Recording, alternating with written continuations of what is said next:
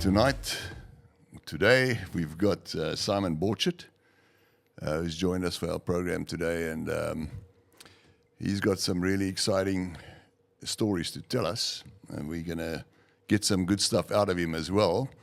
And he's got a serious background in wildlife. And Simon, welcome to the program. And I'd like to know a little bit about some of your experiences, and maybe I can start off with you've got an extensive background in conservation and wildlife protection, etc. And your father, I think it all started with your father. You know, your father's probably one of the most decorated wildlife journalists, and if I remember correctly, he was also the chief editor of the Africa Geographic magazine. Yeah. Yeah. Well, firstly, thanks for having me. I know this is a labour of love of note to get a show off the ground. So congratulations, guys. No, thanks for joining us. And I think it's going to be pretty interesting. I'm excited to see this grow. But yeah, Pete, I was very lucky. I grew up in conservation. My father was a publisher. And published some of the most notable books on conservation and wildlife across the continent. And in his career, by the time he had retired, he was responsible for over 500 books and magazines published on the African continent in the subjects of conservation.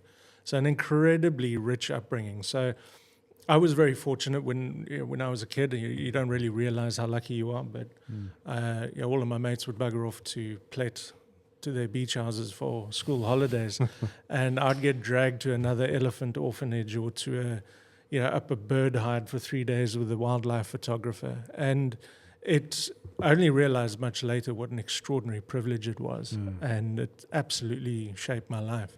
And then after school, all I wanted to do was travel the world and photograph animals. And that's awesome. Took this weird detour into brand marketing and all useless crap like that. But it ultimately brought me back to our work that we're doing now with the foundation, which I'm sure we'll talk about. Yeah, that is a subject that we will touch on, is the photography, because you've become quite a serious photographer, and especially on the wildlife side, I think that's your primary focus. And I mean, your stuff is clearly it's gone international.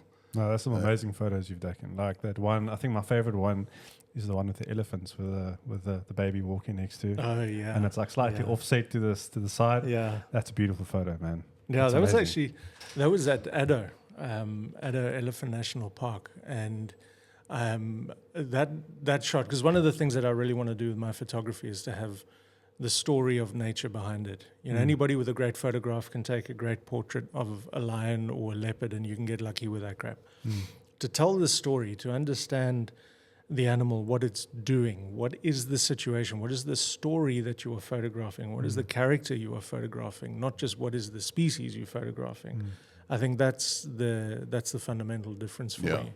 That kind of brings the photograph to life. I mean, if you've got a story, anybody can just take a photo of anything, right? But if you've got a story to tell, it brings the photo to life. And people that haven't seen that photo before kind of get that feeling, you get that understanding about, it's like looking at a cool car photo. Like everybody can pick up a half-decent phone nowadays, can take a pretty good photo. Yeah. But if you've got a story behind it, it just gives it so much more value. I think photography is a bit like music. They have the ability to be time travelers, and time can stop, and you can appreciate a song, you can appreciate an artwork. And I know you're a great collector, Pete, so you'll get this. You can look at an image, and it can transport you to another time or another place. And if that time and place can be your imagination, then I think that is also the job of a photographer, to be able to go, what would it like to see those animals? Not just to see those animals, but to see them interact that way. Because if we can do that, if my job as a photographer can do that, then you've inspired the purpose of giving enough of a shit to try and help save them. Yeah. And that's ultimately what I want to do. Yeah, and you've got to capture a moment, in wildlife photography especially, to get an expression of an animal on his face, that reminds you that magnificent picture of the lion that you took, That's and like- also the leopard. Yes. In fact, I think we were together on Yeah, the we same were trip together on that trip. Yeah. where we took the leopard. We saw so many leopard in such a short period of Yeah. time. Yeah. You know, it was Rob Barber, right? Yeah. In the Okabonga swamps. It was. Greatest guide in the. We got to in the get him Delta. on this program as well one of these days. He's actually coming down. You did mention it. And for petrol heads, there isn't a guy that I've ever met that has the ability to understand how to pimp a Land Cruiser for the bush quite like that guy. Yeah. Proper. No, Yeah. he's perfected the model. But Really just has. circling back to your photos Yeah. quickly, and you mentioned an interesting thing now too, Peter. I mean, those photos, you don't just rock up and say, "I want to take a photo of a lion today," and go, "Okay, I'm done," and walk out. It's not like you're photographing a car or a building or something stationary. You can spend hours, days, weeks looking for Yeah. that one shot. Yeah. I mean, you and I had a quick conversation the other week. Yeah. You know, we met at the car show, and you were telling me like how long you guys spend just to kind of get that shot. Yeah, that's the shot that Pete was talking about. Was this young leopard mother who? The beauty of the Okavango Delta is that it's so remote and it's so wild that you literally have the opportunity to interact with animals that have not interacted with humans before. Yeah. So there's a very fine line, because on the one side, from a purist perspective, why would you ever want to habituate a leopard to humans or to a vehicle? And there's a very good reason for it, is that if that mother doesn't fear the approaching vehicle, then she's not going to make a decision that she would otherwise feel forced to protect her young. Yeah. And that shot was exactly that. Was we were driving back from a day, we were out, I can't remember what actually we were looking for, but we were out Third Bridge. So way in sort of the southeastern corner of Moremi National Park. And we were driving back, and we wanted to find leopard. And the beauty of the bush is that the bush will tell you where everything is. I'm by no means a master tracker. My God, I'd love to be, but But you need some experience. But you need some experience, and Yeah. that's where Rob is amazing. Rob has the ability to look at an animal and know who its grandmother was, literally. That's great. So he's walked a journey, and he's driven a journey on that land as well. So we both heard a baboon alarm call from the sausage trees, and so we're like, hell, let's go. It was about 3 kilometers west of where we were, and we were bundling across through a couple of riverbeds and got to within range, and saw a bunch of lion parking cheesy under a tree, as lions do in the middle of the day. And then we saw the baboons calling and scattering, and from about a kilometer away, 3/4 of a kilometer away, we could see the female in the tree. But she was incredibly skittish. Already from that distance, she eyeballs locked on us. And so we inched forward a little bit and took our time, but it was very clear that she was very On the lookout. skittish, Yeah, on the she was lookout. On the lookout, yeah. And she jumped down the tree, and we just saw her 2 cubs, sub-adults, they weren't babies, jump out the tree, and they buggered off into the bush, and she followed after them. So we went closer to the tree, and she had a kill still up in the sausage tree.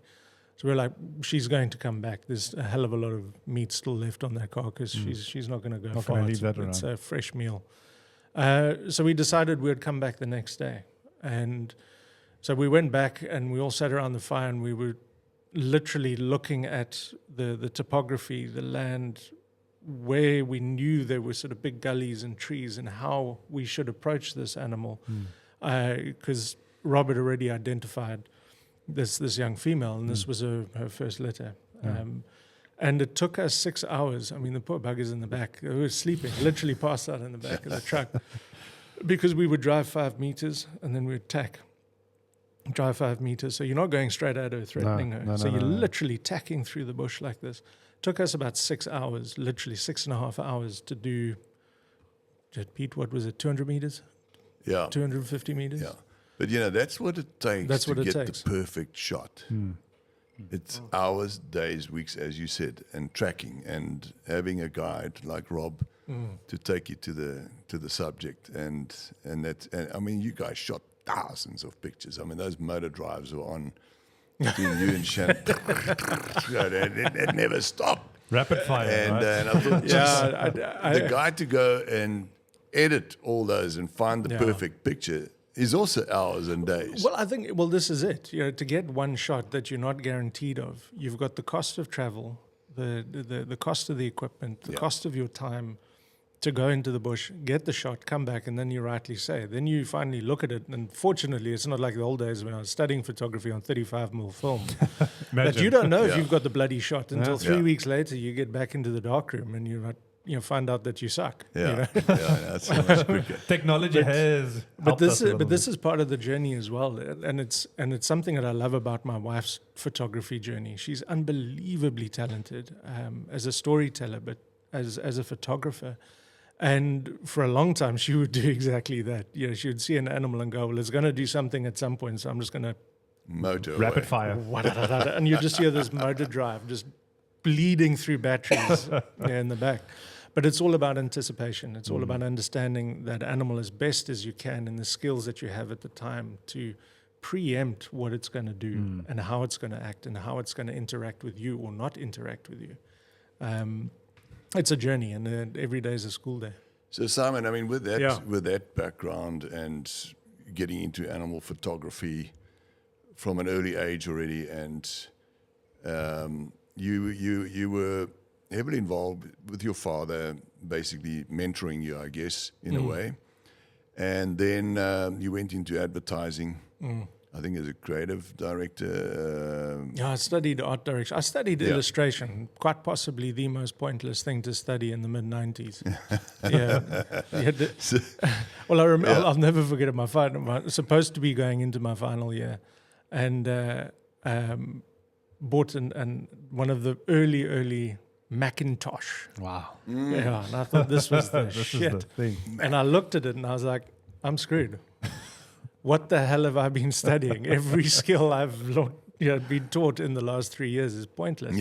But not nearly as pointless as marketing for me. Yeah. But I don't think you were, I mean, your passion lies with wildlife.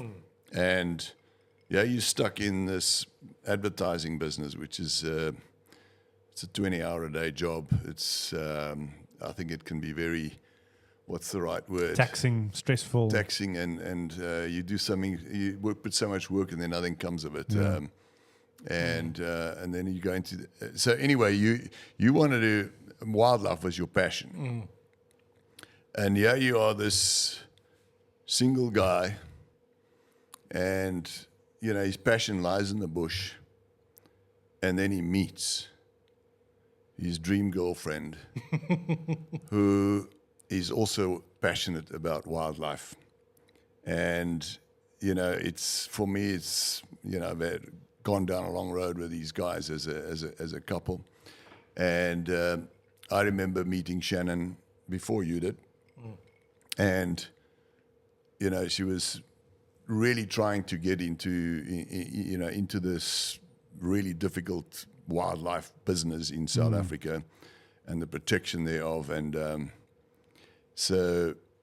and she was also looking for somebody, to match her passions in life, I think. And it's really hard to find somebody where you share the passions and it's also your ideal guy. Anyway, needless to say, you met Shannon Elizabeth,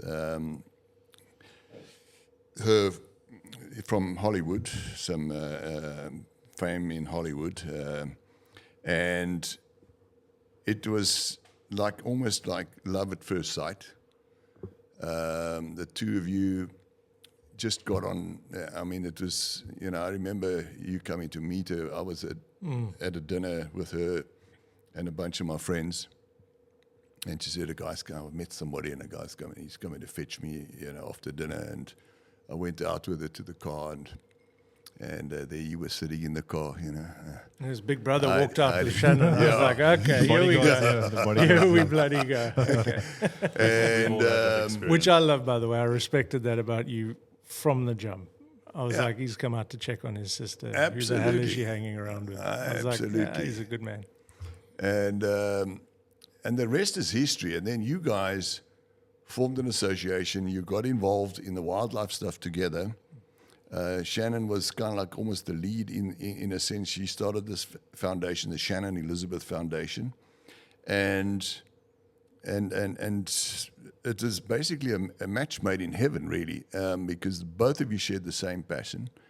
So tell us a bit about how that started out and how you got into. It's from being raised, I guess, in the conservation industry. Let's be as broad as that, in the media storytelling space, and then going into marketing. And marketing is a highly manipulative experience. You essentially, your job as a marketer is to tell your target market that they are not enough unless they buy your product. Yeah. So everything about marketing is essentially from a point of aspiration is the term, but it's really a position of lack. Like you would be more if you had this. It's a very cynical view, but it was where I was at. It is that it's a. So I was making a living out of getting people to buy shit they don't need. Yeah. And in the back of my mind, I always knew that from a conservation perspective and the illegal wildlife trade, which I'm sure we'll touch on as well, is I wanted to see if those same skills were applicable to getting people to not buy shit. And they really are exactly the same. So when Shannon and I were introduced, and she had gone on this extraordinary journey, and she genuinely is the bravest and most remarkable person I've ever met in my life. And yes, I'm horribly biased, but that's okay. Take it from where it comes. You're supposed to be. But the thing is that we've so much of foreign investment into African conservation or African philanthropy is a bit of sort of white savior mentality. There is this idea that we'll come to Africa and we'll save it because we're the first world, we'll tell you what to do. And what Shannon did was extraordinary. On her own dime, by herself, she traveled through Kenya, Malawi, Zim, South Africa, and spent time with conservationists and interviewed them and spoke to them and learned about the problems. And then went back to New York, and she tells the story of walking down Fifth Avenue or whatever it was, and just suddenly stopping. And there's ubiquitous scenes in New York where the pedestrian crossing goes green, and there's just this flood of people walking past, wrapped up in their own crap. Yeah. And she just stood there and she was like, "This is ridiculous. This isn't life. There's absolutely no purpose or meaning here." Wow. And she decided there and then, and she put everything into storage, and she packed her bags, packed her dog, who was a huge feature in our life for a long time, and she moved to Africa, and she knew one person. She moved to Africa to say, "This is my life's mission, and I've got to be a part of this." So already I thought that was pretty damn sexy. And we got together because... Who was that one person, by the way? Jana. Oh, Jana. Jana Okay. Pretorius, yeah. She had met other people here and there, but there was one sort of anchor, was Jana. Jana fetched her at the airport. Yeah. And that was she that. came here and stayed with a guy called Vinny. Yes, yes. And that's where you... The other person that she knew. Yeah. I don't know how the hell they... where did she meet him? No idea. I mean, I'm listening to this and it sounds like And then I was the second. In my opinion. Look, I honestly think Shan's life is a story I wish people knew, because it is one of the most inspirational stories. We're going to get it. imaginable. We It needs to be will told. get on the program. It does, and she came out here with the humility of saying, "I've got to learn to contribute. I've got to learn what I can do and how I can do it, and what are the assets of my platform that Hollywood has given me to do this." And when she first achieved sort of notoriety around 2000, 2001, the first thing she did, and she describes it as this, she said, "The first time I had a platform, I knew I had a chance to give back." And she started a dog and cat rescue called Animal Avengers. Wow, that's cool name. Which, it is cool. You'll geek out on Have this you as ever well. noticed that I've been wearing this thing for many years? Have you ever? You've never noticed it? Nobody? I have noticed it. Animal Avengers. She gave that to me, 5 years ago? Or I don't know how many years ago as a birthday gift. Remember it? That is... And I know you wear that often. It's on me all the time. No. That's special, dude. That's really cool. You're an Avenger. Yeah, well, I mean, we are kind of in your lair. Let's be honest. So, the hyena's den. This does kind of look like a superhero. den. Tony Like- Sparky. Thanos' lair. But Shannon had started a dog and cat rescue, Animal Avengers, which was actually the guy who is now the creative director of Marvel was the guy that drew her logo, What? which we still No, have. that's cool. And in true Shannon fashion, she trademarked Animal Avengers. Well done. Well done. So we're still going to do some cool things with that. But so it was an evolution. She had been on this 20-plus year philanthropic journey of giving back and helping destitute animals. So the principle of it wasn't anything new. And then we got together and we decided we were going to throw everything at it and dragged my old man out of retirement, dusted him off, made him the chairman of our foundation. And then we knew, that like every organization, whether you're for-profit or non-profit, you can do as much planning as you like, but at some point you've got to trust your customers to tell you where the need is and what you need to be. And so we knew for the first sort of 4 odd years, we would be learning about where we could add the most value. So we did huge amounts of collaborations. We created the largest online Rhino information portal in the world that we ran for a couple of years. We did extraordinary stuff. We did a hell of a lot of stuff. And through that journey, we found where we would be able to add the most value. And that was when we met our adopted son, who you know very well. Munu, we're talking about Munu now. Yeah, Well, at least I hope I don't have another son. That's, I thought for a second I was him, and I thought, well, okay. I'm the youngest guy, anyway. So, By far. so you met Shannon, you guys put together this foundation, and you decided you're going to work together on this thing, and that's where the whole journey started. And, obviously I was, I played poker with you guys every week in those days, remember? And When I still had a life, because between the two of these, they took a lot of money off me on poker, but I didn't mind giving it because I knew where it was going to. It didn't matter whether you won or Shannon won; it was going to the same Did you cause. learn a few tricks there? Did you learn a few tricks? They taught me. I never played poker until I started playing with you Yeah. guys. You remember how stupid I used to be? Oh, what do I do here? And I used to play every hand and all that. Must have been the most irritating thing. Well, it's But, really funny to watch how like bedorned Pete gets with other people that are new playing to the game. Yeah, because And I'm now learned. Shannon and I every now and again we're like, That's now your turn. Well, you see, I've That's your learned. turn now. I mean, Shannon is by all means, she is a professional celebrity poker player. And I mean, every time she goes back to the US, they invite her to Las Vegas or to wherever to play in some big tournament. And she's won some good money. And she's a serious, she's a serious poker player. Yeah, she's really She's good. played, she's won money. She's been in tournaments here. And she's taken a lot of money off us. So we started this. Including me, by the way. Let's just clear that up. There's no... But it goes to the same place. It goes in the same place, but there is the one thing that my wife and I are challenged with is that we're both extremely competitive, and she is a much better poker player than I am, and has Very fleeced frugal me. with the money. And well, the thing is, No sharing, she is the most generous person with her time, her heart, her money, her everything, except her bloody poker winning. But Yeah. that's like a bet Which is is- a bet, and you pay your dues. You're not going over. Exactly. And which I Yeah. love. You That's keep how your it money. should be. I know her competitiveness. I think is fantastic. Yeah, and we started this group, the hyena Yes, poker yeah. den, you see, and it's the little mascot, and of course Andre's also part of that clan, and his poker has come up. Jeez, I mean, you've been taking money off us left, right, and center. Look, I've over had the like time. a month of good stints, but I'd say mostly thus far I'm donating to the pot. Well, join the club, and your father-in-law as well. Damn it, he's Louis become a bloody Yeah, I think I legend got now. Louis' This number. I is- learned a lot last weekend. Yeah, so we're dying to take some more money from him.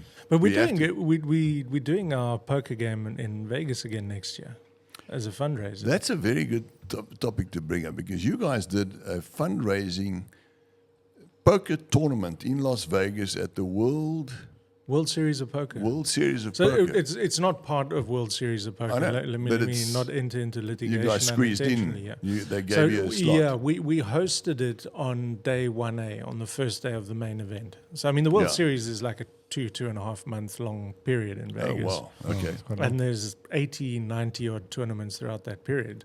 So the main event is just one, it's event 89 or whatever it is. Then you set up that one-day event. So we were on the first day. So that attracts 10, 12,000 players. Wow. So on day 1A of that tournament, we hosted our event. So we pulled in a lot of the pros that were in town. Yeah. That's cool. But what was so amazing was the number of bracelet winners. So a bracelet That winner played. is like a... That's a What's serious. the equivalent? Like that's... That's the Victor Ladorum, That's the champion of. It's a champion. It's a Grand Prix It's winner. a series. Yeah, it's a Grand Prix South winner. African endurance motor racing champion. Yeah, it's a you've trophy holder, he's a you've got podium serious silverware. Sure. It's big money And what too. was amazing was the number of people that flew out to Vegas that weren't even playing in the main event, ex play in your champions, tournament. to play in our tournament because they were like, "This is Shannon. We want to That's cool. support her. We want to show up for her." Yeah. Great We to have that thought kind we of would have support. like 50 people in the room, and 115 players showed up by the That's end of the amazing. night. It That's was amazing. So that's an annual jewel. That's It's So Simon, in who's the Vegas draw every year. card? You or Shannon? Of course, me. There we go. He's the organizer. He puts everything together. There's nobody that I know that can put something together better than he can. Shannon calls the shots in the background, and she's the crowd puller. And Direct. all those celebrity players that came out there, and I mean, you sold some artwork on that and some photography as well on that Yeah. on that event. Yeah, that And, lion shot actually we sold on the night. Yeah, and then that is now going to be repeated every year. correct. Yeah. And which is a good thing. And I think I'm going to come out for the next one You as have well. to. Hey, It's, Andre? You can take me as hand luggage. Yeah, let's go. Let's go. It's a lot of fun, and of course, I mean it's Vegas World Yeah. Series, so the next year we'll build in sort of weekend packages, so people will fly in, hotel stays, go to a show at the Sphere or wherever. But now that Play was the to contribute to your foundation. Yes. So tell us about your foundation and Munu.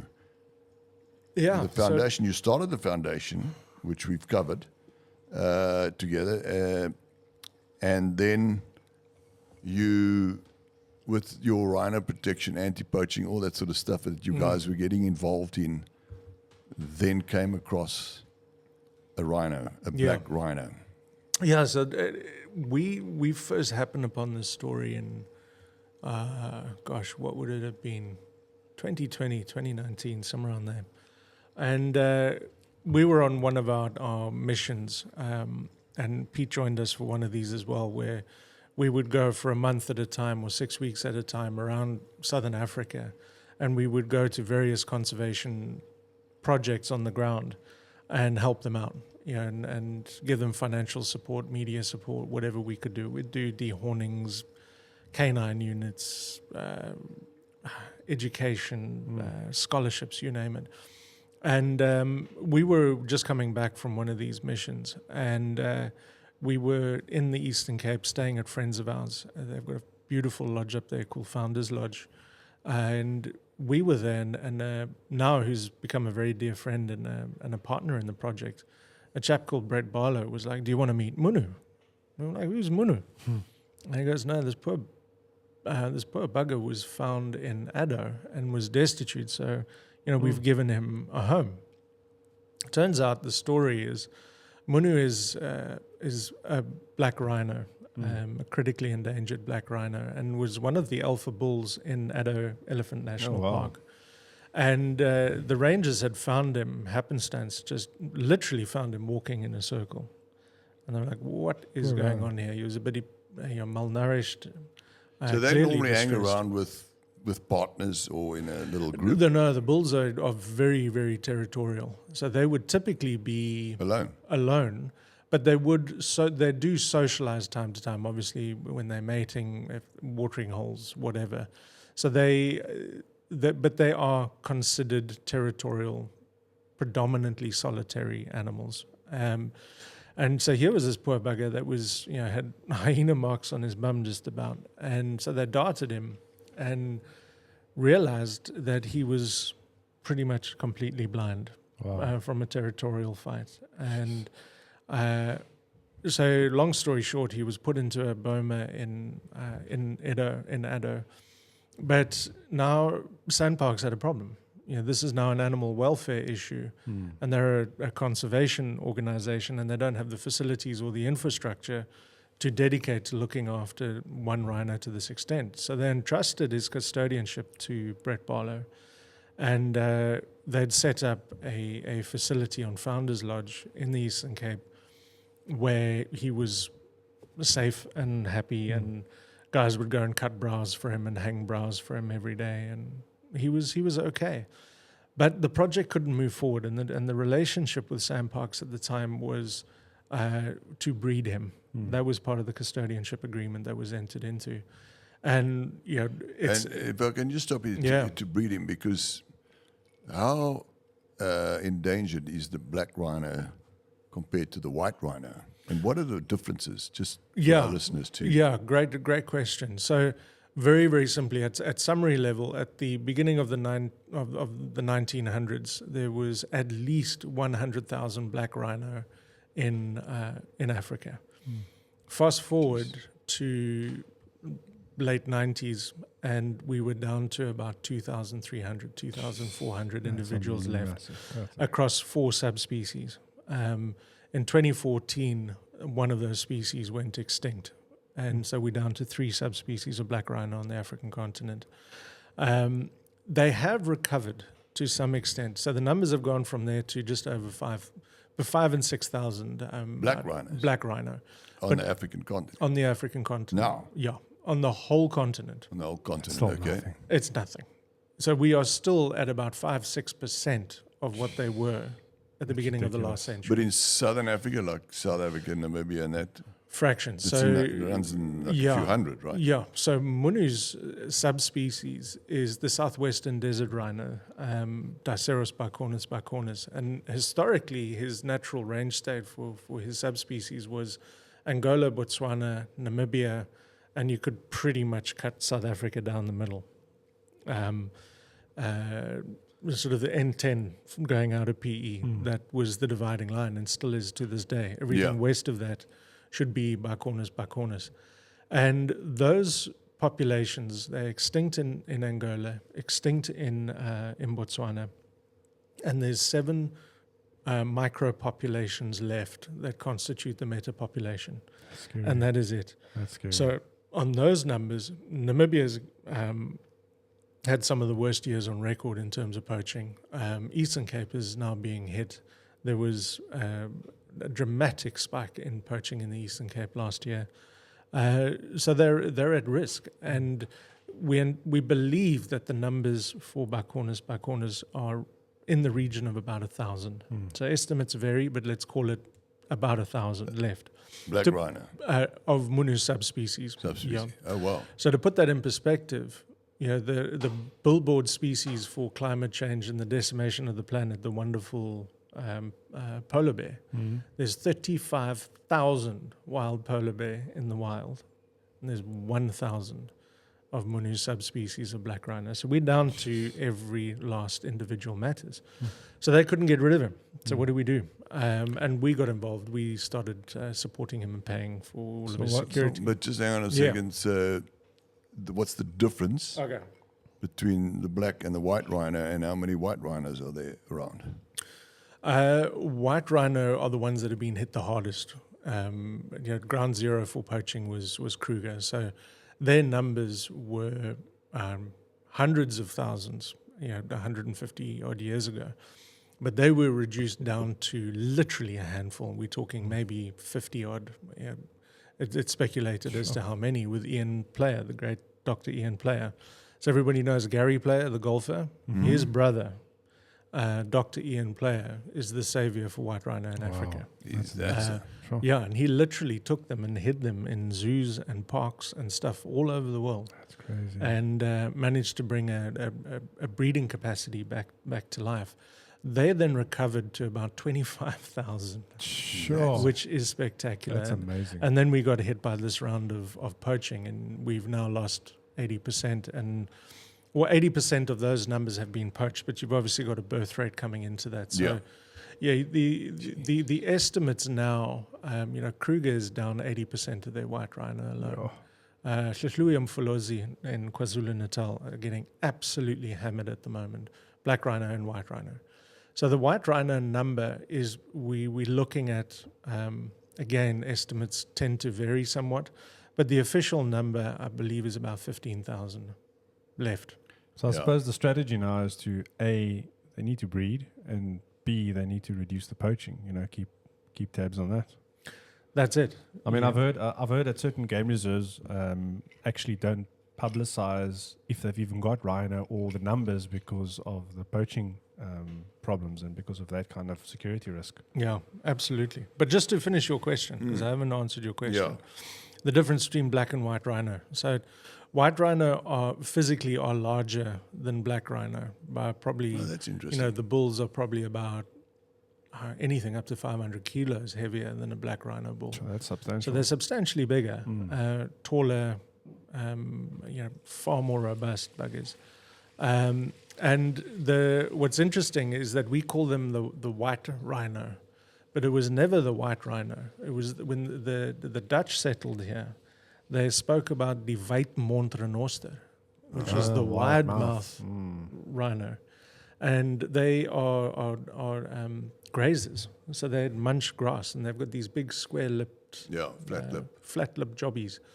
So if that was the Weitmond white rhino, well, if that's the white rhino, then that one must be the black rhino. And that's really how this how it came about. How it came about. And the black rhino is a browser. So instead of munching from the grasslands, they'll munch from trees, branches and trees. Lip. Yeah, it's almost like a prehensile. For me, it's the easiest way to tell the difference. Yeah, Is that a black it or is a the white easiest rhino? way, Just yeah. look at his lips. Yeah, Interesting. yeah, without a doubt, it's the easiest way to. Yeah. Probably say the same for a hot chicken. Anyway. Steady. Anyway, so But a cool thing about that, the sanctuaries that like ours, but guys that are far more mature and established than us, they've got this incredible thing now where if a calf is rescued where the mother has been poached, they get lonely. So you give rhino an emotional support animal. And quite often, if it's a black rhino, they'll give them a goat. A goat to be a buddy because they browse and they teach them how to browse. And if it's a white rhino, you give them a little scarp, you give them a little sheep. actually, And the sheep helps them find food and they're able to stay together and they form unbelievable bonds.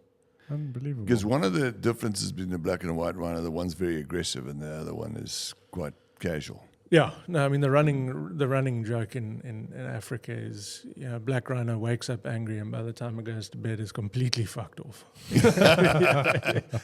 And died. Sleeps well. Yeah, they are notoriously aggressive, and that's why they were part of the Big Five. So if you're being very strict about it, the Big Five was a hunting ideology that were the 5 hardest animals to hunt on foot in Africa. And so it was the black rhino that is part of the Big Five, not the white rhino. Interesting. But I mean, that circles back to what you mentioned now. So if you're trying to photograph a black rhino, you better have your wits about you. Because if you're in the wild, and like you were saying, you were tracking that leopard. It's so far away from it's probably never seen people before. Now you rock up and there's this animal, has never seen a bucky, a Land Cruiser, people, shiny things, You're on the back foot. You're in his territory now. Yeah, and well, I mean, you've just encapsulated the answer. Really, is that you're in its territory now, and you've got to be respectful and mindful of that. And I've had a friend lost to a black rhino, killed by a black rhino, and if you see a black rhino on foot, you're in real trouble. You're in real trouble if you don't know how to handle that situation and to move around them. I'll give you an example of how fast a black rhino is. Usain Bolt and a black rhino and Munu, assuming he can still see and stay in his lane. They're in a 100-meter race. Munu has finished the race. Usain Bolt is on 65 meters. Wow. Is that over Yeah. 100 meters? And Yeah. weight, I mean, That's running Munu's about 1,700, 1,800 kilos potentially. crazy. It's almost Jeez, a 2-ton the animal. weight ratio is incredible. Eh? That's You like can't, that you weight. cannot outrun a black rhino. Is that a factor? Yeah. It's like an That's SUV chasing fast. you down. Yeah. Well, the thing That is, is that, fast, and the thing is that whatever vehicle you're in, if a black rhino catches you, even if you're in a 3-ton It'll tear that thing Land to Cruiser, pieces. Yeah. it'll flip it. Well, I saw No an interesting, problem to rip it interesting apart. No video. problem. I saw an interesting video on social media a couple of weeks ago where people were. I can't remember what game reserve it was, but there was an elephant in front of one of these big trucks. You know the trucks with the I all the saw people that in. video. Pilansberg. And Yeah. the His elephant dust came underneath. and literally just lifted that truck with It's a all big those truck. people in. Yeah, it's a big truck. It's a proper. Not It's a like double smallie. axle. Yeah. It's a big thing. Lifted that thing up as if it weighed absolutely nothing. Flipped it once, flipped it twice, and then he was like, "Okay, well, you got." And he turned around, and he went away. But I mean, it just shows you how incredibly strong these animals are. And smart. Yeah, and smart. You're Exactly gonna- that. You're going to enjoy this story. So we went and filmed a camp in Botswana about 6, 7, 8 years ago. And one of my colleagues that came with, he'd never been in the wild before. And it's one of those watering hole camps where you've got all the elephants coming there to, obviously feed from the water. And so we pack out all of our gear, we get ready because we're there to film the lodge and sort of just do like a little, promotional video for them. And he gets his camera on the gimbal and everything, and he starts walking straight towards the elephants. No. So the lodge guards had to chase him down and say, like, what are you doing? And he's like, no, I'm just going to go film the elephants. He had no idea that he nearly killed himself. That's crazy. And that just shows you actually just how unaware people are of, like you said earlier, that you're in their territory. Yeah.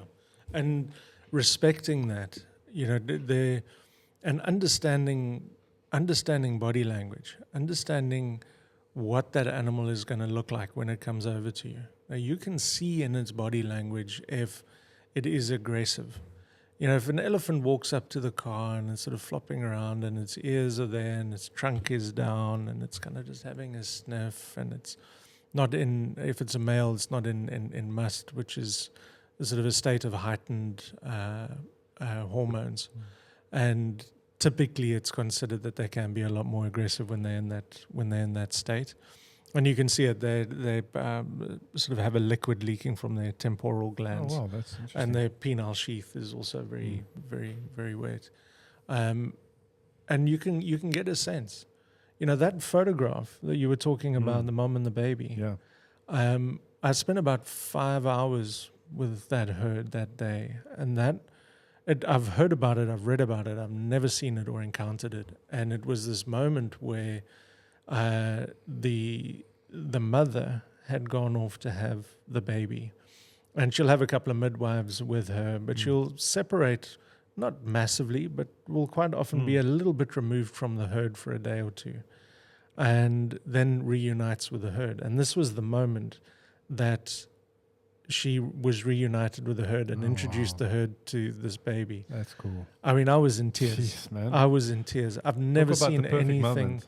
I've never seen anything like it. I've got a shot of this little baby and mom running down the sort of rise, coming down to the watering hole in Addo, and from the western side, the rest of the herd trumpeting and running down this hill, and they meet. And it was amazing. All the youngsters, all the young bulls, what they call the Askaris, sort of the teenage boys, they lined up in this sort of formation around the herd in front of all of the cars that were driving past, and just stood there. It's like, hey, Like, watch you. I'm watching you. You stay there. You Don't come any you bloody closer. leave us alone. And so, I've kind of learnt enough. Again, I'm no master tracker, and I'm will never profess to be, but I know enough to manage my energy and my orientation in a situation like that. So one by one, every other vehicle left, and the herd started to sort of move. And what they do, it's so beautiful. That mom and baby walked ahead of the herd, and the rest of the herd fans out and walks at the pace of the baby. What? When the baby stopped and rested and was just like, no, I'm buggered out. I'm just gonna have a little. Shame. I'm gonna have a little Little kip. lie down here. The rest of the herd just fans out, around them. And when it's strong again, it gets up. How So intelligent are those I animals knew to that know they would move between these two primary dams. I was like, okay. I saw them starting to get together, and the matriarch makes a sort of a rumble that is, right, we're moving. And I heard her rumbling, and I was like, okay, they're going to start moving. And these two take off. And I went up the road. There were two roads leaving, the little dirt tracks leaving the watering hole. And I was like, this is a coin toss. I don't know which one they're going to go, but I want the shot of them cresting over the rise. I'm just going to gamble. I'll take the left. Went up the left, parked, and pure flock. She walked past me, but she walked past this close to me. That's insane. And just stopped and had a little look and carried on. Not an inch of aggression. And then the big bull, who was mingling around at the back of the herd, came past, and he stood next to the car. And I mean, literally closer to where you are now. And his trunk came in the window, and he had a little look around. had a look around the car. That oak could have not flipped me. He could have thrown me.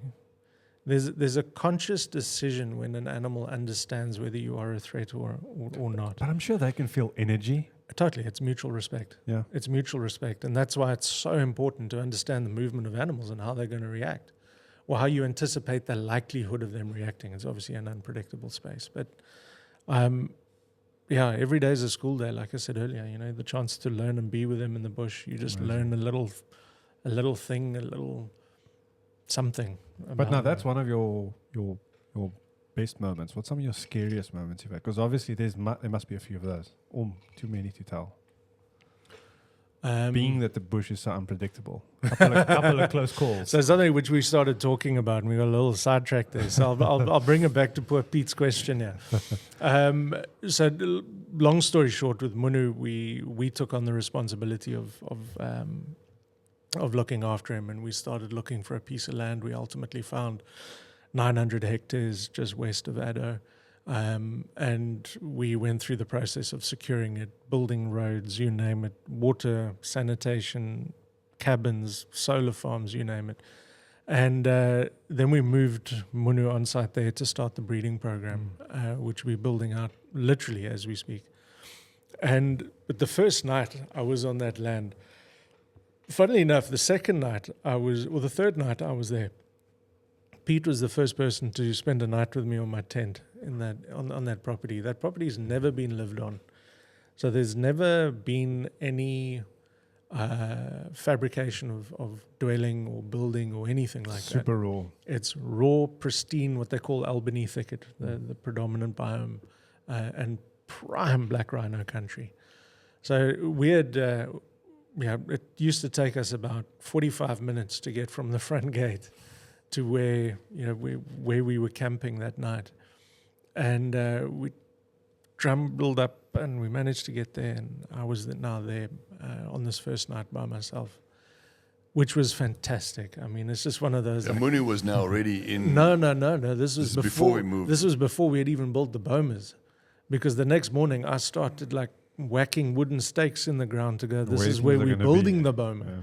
There was nothing. It was the first day we got the keys to the property, so to speak. Okay. Now I was thinking when you said I came to spend the first night with you. Yeah, the first night you spent with me Munu was my third night there. But was Munu there yet? No. Okay. We camped there before Munu arrived. Yeah. But it was this first night, and at 3 a.m, cloudy night, pitch black. I wake up and I need a little pee. So I walk outside, not too far from my tent, and I'm peeing. And there's a very guttural sound. I won't try and make it because I've got too many bush friends who will laugh at me. But there's a very guttural sound that a leopard makes. Oh. And so usually when you hear that call, jy lyk soos 'n man wat vir hout soek. You're looking here, you're looking somewhat into the distance. And suddenly I found myself looking at my shoes. I was looking down.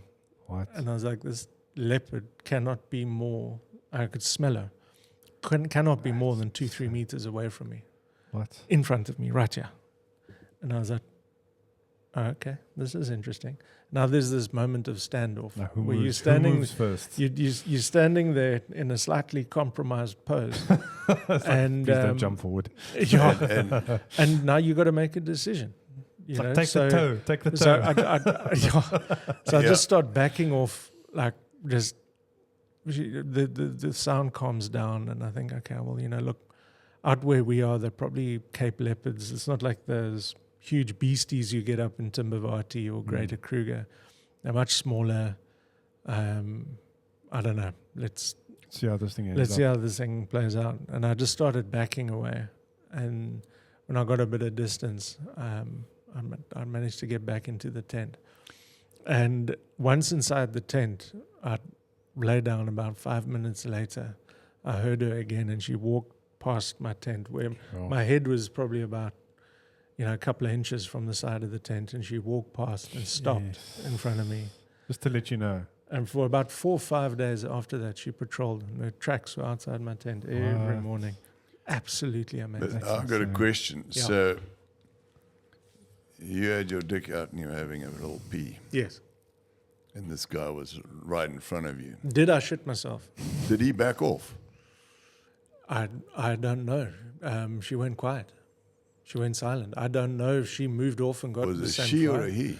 It was a she, because one If or it was two a she, nights. you don't think she would have approached? Look, If it was a he, and he saw that thing of yours, he may have well backed off. you- She you would couldn't have blame me. approached. I mean, this is. He goes, I mean, you got to tell him about your toilet that you wanted me to use there the first time I stayed over there. What is it? How many rand did you pay for the toilet? Is it 500 rand or 50 rand? I can't remember. I don't know. Well, a It was- bush it was- toilet is usually just a shovel, and you can make No, it. so, Yeah, so no, but this this was is a luxury. toilet. bro. Sure. This was luxury. Glamping. So, Yes. but it was a female, because a couple of nights later we heard her calling to her cubs. And Yeah. she would leave her cubs up on the ridge to our north, and she would obviously come down, Yeah. hunt, find food, and take her back up. So we could hear her, and the Spuy But were either very way- much small female. They both backed off. Yeah, so and we got away. Either your underarm smell or some weaponry that they didn't appeal to. Anyway, so, Yeah, so What was the harpoon in hand? yeah. So No, but- we're starting to have guests up at this property now, and you know, Shannon's coming up, and That's a classic. so we decide, no, you know what, we've got to have a very, very posh toilet for everyone. So there's a camping store in South Africa, in Port Elizabeth, that sells. It's a toilet seat on a foldable metal frame. But it's absolute bloody luxury, I can tell you what. And so you're not like doing a full-on squat over the hole that you dig. You still dig the hole. But you get to sit back as though you'd quite literally And on the relax. throne. So we literally built the world's most beautiful toilet, because the views that we could establish with this thing Spectacular. were absolutely magnificent. That's one way to spend And sunrise. that was Pete's first foray. Yeah, so, you know, I want to go to the toilet now. And he says, now I've got this amazing toilet here. And it's dark. Was it dark? Yeah, it was dark. getting because dark, yeah. I remember we took a little video as well. Yes. And there was something about the thorn. There was a thorn. What was the story there?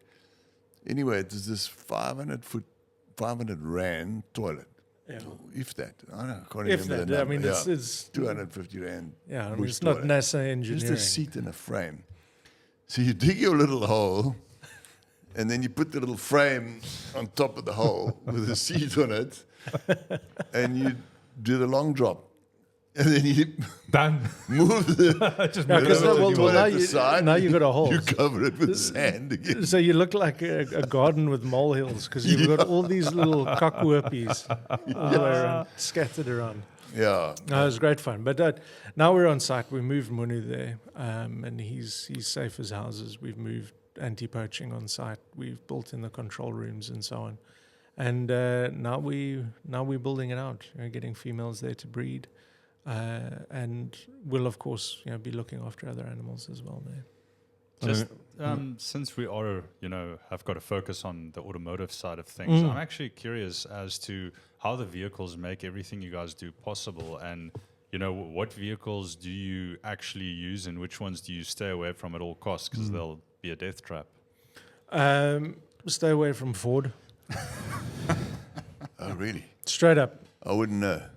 But Ford Bronco, what are these things called? I don't know. Ford make all Ranger. these street Or Ford Ranger Bucky, shopping biggest piece of crap I've trolley. ever bought in my life. If it doesn't have Big a Toyota 4x4. badge on it, forget it. Oh, well, this is it. And there's a saying in the bush that if you want to go into Africa, you've got to take a Land Rover. But if you want to come home, take a Land Cruiser. I love that. And I was I'm going to stand by that. That's my I was brand. always a Land Rover boykie. Yeah. I was always a Defender guy. And but on this property, we've learned the hard way. The northern part of our property is pretty hard to get to, and 2 of the 3 vehicles that have made it to the top and come back are Land Cruisers. It's in the bush, Land Cruiser. No, because this is without a shadow of a uncharted. doubt. There's no road. You want to make We a had road. to make a lot of the roads. So, it is, I don't want to say pioneering. That sounds overtly romantic. I'm not Livingston. But yeah, big we had body to Range dig it out. Rover, diesel, V8, twin turbocharged, high suspension, uplifting door handles. That thing also made it in there. It's also But you haven't been to the top. marvelously. You haven't been to the You're top. going to need some You think it'll make it up? proper knobblies muds to get up there. No, right? right. I've you got need, on mine. yeah, Couple you of need BFs, empties. couple You of need BFs, empties. yeah, I would Mickeys, back yeah. your Defender 90 to get up to That'll the get top up there, yeah. better than I'd give the chances to your Range Rover. So the Ford Bronco, you say, won't pull it off. The Ford Ranger. Is that a 2 or 4x4? We a 2.2 turbo diesel 4x4 long wheelbase single cab. What? And that's Ford? Ford. And 2.2 litre. And that's the truck The diesels, that the Rangers use to drive around and cut brows and do maintenance work and so on. Yeah. And never again. Hilux all the way. So, just my question was, Simon, obviously they, after 67 years, stopped the production of the Defender. I think it was January 29th, 2016.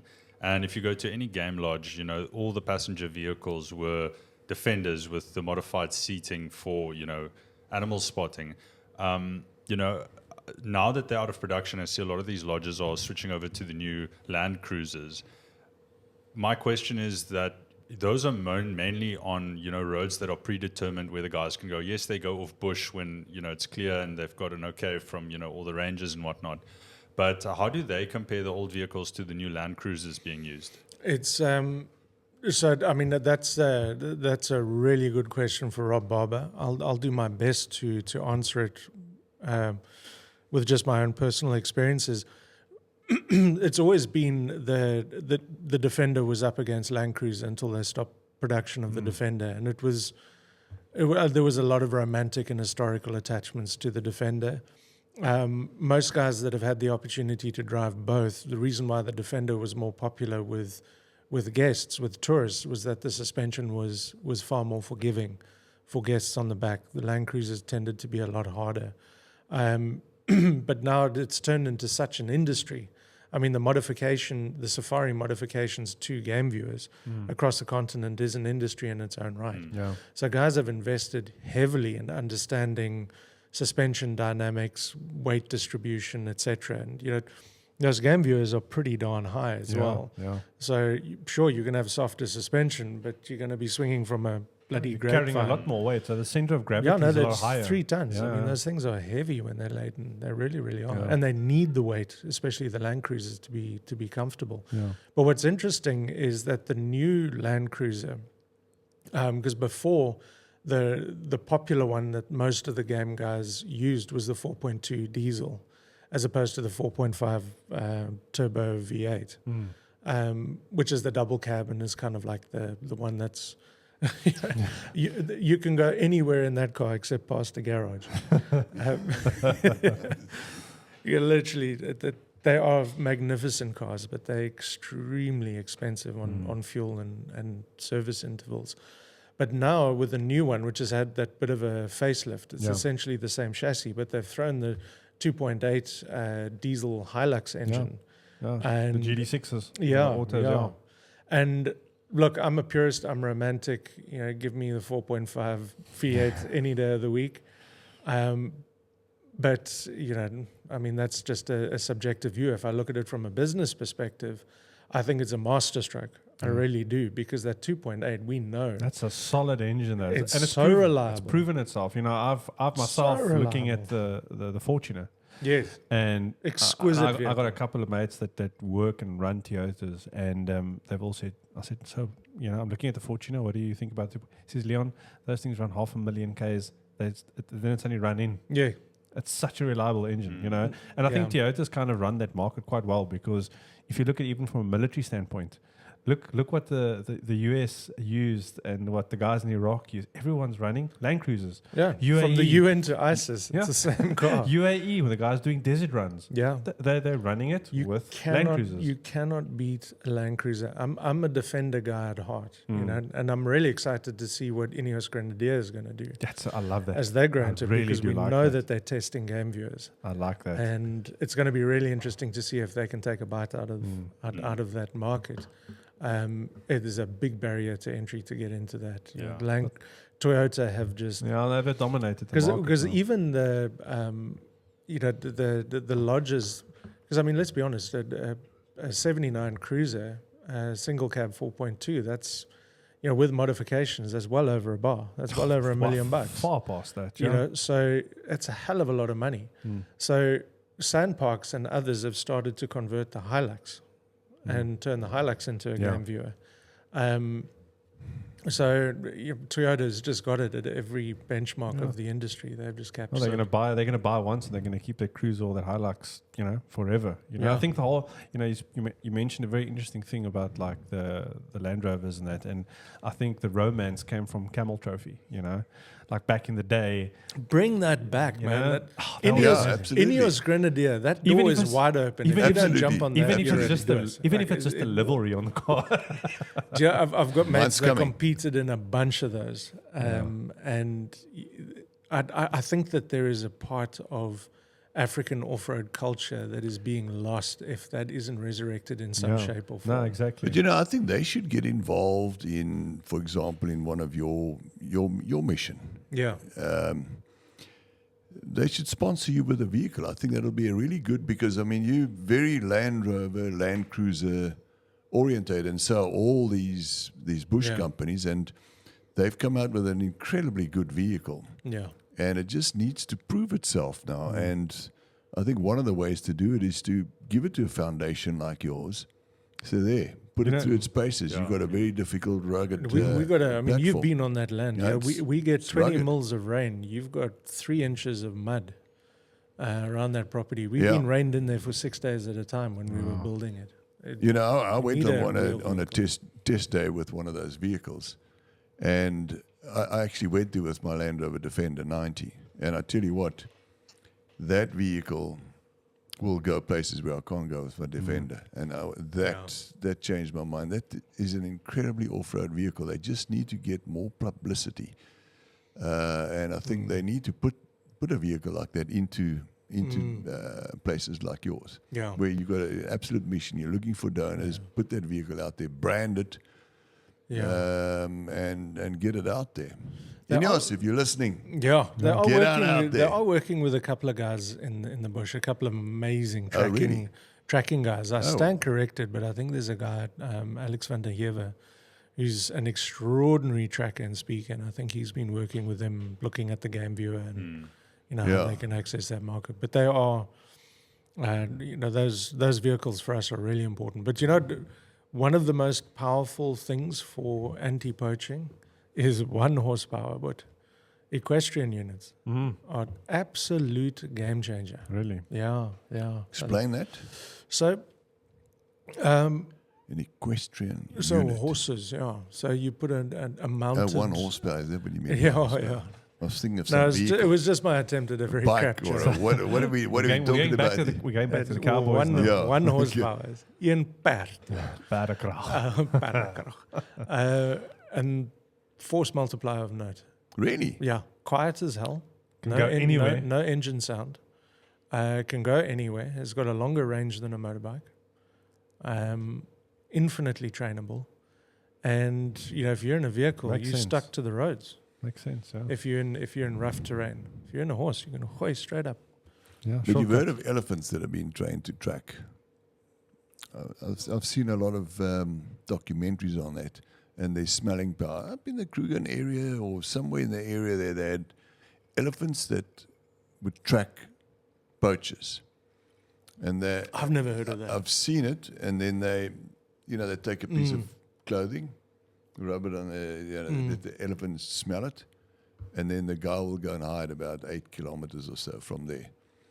And then this elephant would put his nostril up there, and the guy would be sitting on his back or walking with him. And he would take him straight to that person. Yes, I mean, they'll do the same thing, but spent some time recently with the canine unit with, won't give away the name for obvious security reasons, but up north in South Africa, and looking at new innovations in canine training. And you'll love this as a dog guy, Pete. We associate that if a dog is tracking something, they've got the scent and they're smelling the footprint, or they're smelling, the brush with the branch. Yeah. It's not true. You and I just move my hand like that. There is a scent vapor like that a is still in pheromones. the air that will stay in the air. And these dogs have been trained now to differentiate between a ground scent and an airborne scent. So if there is no mark on the ground, if there is nothing on the ground, they can still pick up an airborne scent for several hours after that person has And passed. is that a specific dog that they use? Yeah. So the canines typically now are like split into two different ideas: the pack dogs and the line dogs. So the pack dogs are bloodhounds. The ones that are really, really good noses, but are absolutely terrible at a takedown because they just want to lick the oak to death. But they're incredibly good on a cold scent, so they can pick it up. And then you've got the line dogs, which are Belgian Malinois, Belgian Shepherds, animals like dog species like that. Not so much German Shepherds anymore because they're too big, they're too bulky, they don't do well in heat. And then these things get thrown onto the hot scent, and they will do the takedown. That's incredible. And you got to track them. The guys in Kruger are so good now that they put the dogs down and they go up in the choppers and track them because it's the only way you can keep up with them. Yeah. There's no chopper They above just these keep going. dogs. It's incredible. And they are responsible. That was one of the biggest game-changing moments in the war on poaching. This was when we were in Okavango, and I was stuck in my tent. And this was outside my tent. It's the video I would stay in the tent. Remember that? Peter's very good at making animal noises. It's a body trick. No, tell That me, is the guys, most amazing sound. That's the would you not scariest sound. tuck yourself? You saw that. No, that's a scary I'm sound. in my tent. And I'm like, I can tell you one very quickly. I know we got to close up. So Shannon and I go with Rob into Maremi, into the Delta 2020, 2021. Just after COVID, we were like, we got to get the hell out of here. We're going to the bush. And now Rob is like Eugene's, hates whiskey. If you really want to piss off Rob Barber, give him like a Balvenie 16-year-old or 14-year-old. He'll throw it back with disgust. Anyway, so we're up in the bush, and Rob and I, the wives have gone to bed, Shan's gone to bed, staff have gone to bed, and Rob and I are still sitting around the fire putting the world to right, as only you can under the Okavango Delta moonlight. And I would be lying if we were shit-faced. Yeah. We were shit-faced. And we heard this distant bellowing of of a hippo. We were like, oh, it's pretty far, it's fine. We'll carry on Those things are looking dangerous. this way. And we're right on the waterline. Our campsite was right on the waterline at a camping spot called Budamatau, which is the place of the lions. And we're right there. And suddenly after, we put the world to right again for another 20 minutes. And we're like, bloody hell, those hippos are close. But and every tent, so Rob runs probably the most, well, I believe it to be the best mobile safari operation in the Delta. Yeah, so by far. think 5-star Egyptian cotton king What is size it beds called in the middle of the bush. again? Golden African safaris. Golden African safaris. You're going- Unbelievable. If you're going to That's Botswana what and we you did. don't go with him, Europe, especially as a petrol head, to see his vehicles is worth it. Is Yeah, worth the trip That in sounds itself, amazing. and to watch him drive is worth it. So anyway, we're sitting there and these noises are getting louder and louder, and suddenly there's the siren goes off from one of the tents at the back of the camp, which you only ever fire that air horn If there's when problem. when shit's getting real. We're like, what the bloody hell? So we jump up as these two hippos fight through the campsite. No. Is that? But two monsters fighting. We are so arseholed. We do not know what the bloody hell we are doing. Can't comprehend what's going on. So we managed to run and jump in the Land Cruiser. We're like, well, we That's can't a get Land to the Cruiser. tents. Land Cruiser. We can't get to the tents because we're at the fire. Then there's the sort of the kitchen tents and sort of the mess tents and so on. Then the vehicles parked sort of in a clearing in the middle, and then the accommodation tents are around the back, and they've broken through that line. So they're just other side of the Land Cruiser, and we haul ass and jump into the back of this bloody Land Cruiser Scary as that. these things go past. And of course we're now buggered because we're sitting in the vehicle, and these two bulls have Come fighting through the meandered fighting through camp, closely followed by the rest of the pod of about 15 of the buggers start surrounding the outside of the camp. So we figured the only thing to do was to move the party to the Land Cruiser. So we drove the Land Cruiser into the mess tent so that we could lean out and grab the whiskey. And we just carried on having a few pots in the vehicle. Classic. At least you got But your you were priorities standing on the straight. bonnet. Yeah, by that stage, I'd managed to find a suitable semblance of sanity and calm down to a cup Want to fun. survive? Get a Land Cruiser. I tell you what, yeah. But truly, Land Cruiser is the way to go. Simon, I want to ask you about Rhino dehorning. Yes. Maybe explain to the people out there that doesn't know exactly what it entails.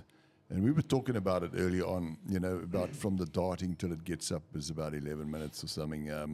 The potency of the anesthetic, the dangers of that, of anybody touching that, Yeah. and what typically can be expected from a guest that undergoes a rhino dehorning experience, Yeah. from helicopter to landing to getting the guys in. Well, I think the best way to answer that is to take just a bit of a step back and say, why do we trim the horns? Good point. Why even go through that? It's an incredibly invasive procedure. Imagine running on a rugby field and a chopper flies over you and darts you with a general anesthetic. It's a pretty horrible way to spend an afternoon. But the poaching crisis got to a point where we started to try and find ways of intervening in a way that would discourage poaching. And so under anesthetic, if you trim the rhino horn does grow back. So it's not a permanent situation. But It's basically a fingernail, right? yeah, it's just compressed keratin. So if you And think it's about, how long does it take to grow back? it grows back probably, let's get it right now. Is it 18 months is what I think I No, remember? typically the intervals of dehorning within a given area is about 18 to 20 months. But that's certainly not sufficient time for that entire rhino horn to I see. Okay. regrow back to what it was before. The rhino horn will grow indefinitely. So the longer you leave it, the bigger it's going to become. So obviously it has an effect on them. But the reason we do it, and it's not a panacea, it doesn't work in every situation, but it does work in places where the poachers are able to consider that the risk of them shooting a firearm or risk getting spotted or risk getting caught is that the reward is sufficient, that the reward is worth it. Sorry. So what it does is that you can imagine on a full moon night, known as poacher's moon. Full moon, you can run through the bush and it's pretty much, you can see everything. You can see where you're going, yeah. You can see where you're going. And now you see the silhouette of a rhino without its horn. But you know that there are other rhino in the vicinity that do have their horns. Yeah. So therefore it makes sense to then press on. And if you're going to fire around, if you're going to risk being caught, if you're going to go through all of that, then the juice is worth the squeeze. Yeah. So it acts as a deterrent, and it is not a solution. That's something I really, really want to stress. It's not a long-term solution. What it is that it's buying you time. Yeah. It's buying you time for the other interventions, whether that be community intelligence, anti-poaching, canine units, law enforcement, et cetera, to play its role in combating the. And how rhino well has poaching. that worked? Dehorning rhinos. Varying degrees of success. What we've seen in some places, somewhere like KZN on the private properties in KZN. So Manyoni, where we were, Pinda, Munyawama, those big conservancies, they saw a dramatic 80% plus drop. That's a big drop. in poaching incursions. So it's incredibly powerful. In somewhere like Kruger, it slows it, but it doesn't give this sort of cascade effect to poaching, just because of the nature of Kruger. There are just so many rhinos. Yeah. And if you're going to dehorn them, the cost of dehorning rhino is incredibly expensive. Depending on the chopper you use, depending on the ground crews you're using, it can run anywhere, $1,500, $1,500 per animal. Wow. To dehorn that horn. And then you've got the cost of transporting it, and then you've got the cost of keeping it safe, because now that is a target in its own right. So it's an incredibly expensive operation, but typically where it has been deployed, it has worked. So much so that one of the really depressing downsides is that there have been a few cases where poachers have killed a dehorned rhino almost as a statement. It's terrible. Like bugger you, your We'll show rhino you, are still at yeah. risk, we'll show you. And they'll still take, a couple of kilograms. Because a rhino's horn, it's not like an elephant's tusk that is a tooth that's attached to You its can skull. pull out, yeah. Yeah, it grows over what we call a growth plate over the nasal cavity. So the rhino's horn is not attached to the skull. So when you poach a rhino, that's why we see these horrific images of these rhinos with their faces butchered, is because the underside of that horn is a concave shape over the growth plate, over the nasal cavity. So they will literally chop that entire section off to get every gram of rhino horn available. But we obviously can't do that when we dehorn them. So if you dehorn them, call it 2 or 3 inches above the base of the horn, you're taking a straight line cut. Yeah, you got to leave a little bit there. Yeah, so there is still value. We don't like talking about how much rhino horn is worth, but on the black market, but it is possibly the most highly priced commodity in the world. Jeez, So it's more expensive than platinum, cocaine, gold, diamonds, you name it. That's crazy. It's extraordinarily valuable for no bloody reason. Well, I think the main reason because it's so rare. Cocaine, you get tons of the stuff. Well, yeah. You know what I mean? That's that's guys it. just produce, whereas the rhino horn is so scarce Correct. in the grand scheme of things. And you actually touch on something that is really, really concerning, is that the use of rhino horn has shifted dramatically as well.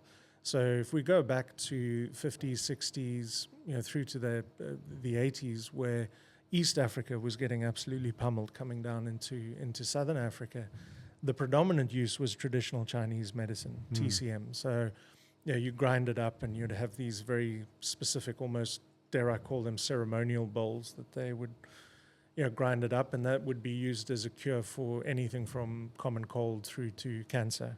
And it would usually be mixed in with other herbs and what have you. That shifted.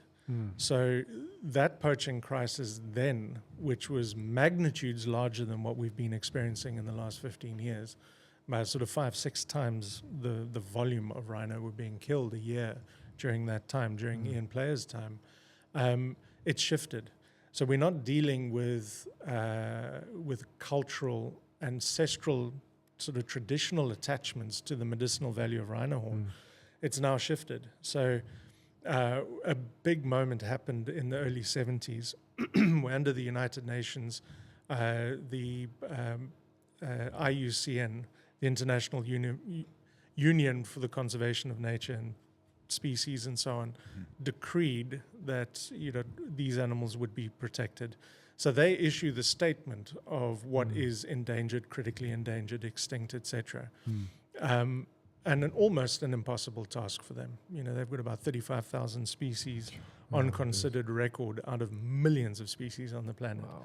So, and then they hand down to CITES, which is the international trade organization that regulates whether you can trade in them or not. And so China signed up to trade with the US in the early 70s. As part of the Lacey Act and so on, but that's a political story. Anyway, the net effect of that was that because of that political intervention, there was a dramatic drop-off in poaching because it was more attractive for China to trade with the West than it was to hold on to, sort of these very draconian, very sort of outdated attachments to tradition. Now we got a problem. So 90% of the rhino horn that leaves Southern Africa ends up in Vietnam. And from Hanoi, it goes into Laos, Cambodia, yes, still into China, and in places like Hong Kong, it's a status symbol. So if you and I were doing a big business deal, it's customary for me to bestow a gift of great value as a signifier of the sincerity of our dealings. And it's become customary to gift a full rhino horn. Wow. And in that, if it's a black rhino, if it's a wild rhino, we're starting to see evidence that suggests that the rarer that horn is, the greater value it attaches in a social currency. Insane. And they're doing like That's knife scary. handles and stuff? Yeah, that was out of Yemen. So the Yemeni ceremonial dagger handles. And that was very much the late 60s, 70s, I believe, was at its highest. But I stand corrected, but there has been the perception of a bit of an uptick out of Yemen taking those again. So they're using it for medicinal purposes, for getting your libido up, and is that sort of subsided a lot? No, it's still get used to it. It's still there, but we've got status symbol attachments to it now. Which, I mean, for the record, it does nothing, right? Absolutely nothing. It's It's literally, if you want to cure cancer, you might as well chew your toenails. yeah, It's yeah, pretty much the same yeah, effect. which is It's going pretty to be much useless. the same effect. So it's And now it's used as everybody out as there, a it does hangover cure absolutely nothing. in Hanoi. So But it doesn't work, really. Of course I mean, not, it's yeah. like eating your toenails when you've had too much whiskey. exactly. But It's not gonna help. So there's these, In fact, you should get a worse hangover. yeah. reckon. All Karmically, the you should be toe jam. buggered. Yeah. Let's get something Never stuck goes in your away. teeth. Yeah. But it's literally as social elite use it as a social hangover type cure in Hanoi. So before it was easy enough to identify the enemy in inverted commas, and you could go after those cultural and traditional Now attachments. it's just gotten and evolved into more and more different things. That's it. That's it. So the market has just expanded. I suppose, which is I why suppose, I protecting suppose a them is so big important. thing. I suppose a big thing in terms of the rhino poaching, especially in the areas, is also a tactical reason to make sure that the guys that are protecting the areas are properly trained. because it's very much a thing, it's a tactical operation as much as it is a conservation operation, And if you're looking at places like Kruger, that's so massive. I mean, that's a daunting task. You need manpower. Well, I mean, Huge. you're talking All about those helicopters. And Kruger. Here's a perfect comparison. How many soldiers are deployed by IDF, Israeli Defense Force, in Israel right now? I mean, you're talking tens of thousands, right? yeah, hundreds of thousands. Kruger is bigger than Israel, and they've got 450 rangers. Exactly. So And 4 helicopters. there's problem number one. Maybe down to 3. The one had an accident, right? Yeah. Did they ever replace that? I can't be Probably sure. not. Yeah. I can't There's be 3 sure. helicopters. So I there's mean, we problem went number out one. there. Yeah. There's problem number one. Yeah. So, but I think that's a really good point. I want to come back to that. But to answer your question of what happens in a dehorning scenario. Yeah. So, the first time I did a dehorning was probably 2007, 2008, somewhere around there, and it was cumbersome. Guys hadn't really worked it out. There were instances where Rhino died because the drug mix wasn't there. We hadn't learnt, we just didn't understand it. But now you've got guys like Dr. Mike Toft, who did the dehornings when you came And we out with did us. it. Okay. He's done over 2,000 dehornings. Wow. So you've gone from a time where it would take 45 minutes to an hour for one animal to be dehorned. And now, typically when we go out, the pilot, the vet, ranger will be in the chopper. And they'll identify the animal. The pilots, many of them are friends, very close friends. They are absolute experts in minimizing the stress on those animals. And they work those animals to keep them in a safe area, in a safe environment. And the vet will eyeball the rhino, get a sense of its size and its weight, and then mix a concoction of the drugs. Historically, a major drug in that space was called M99, which is an opioid, but it's 10,000 times stronger than morphine. Wow.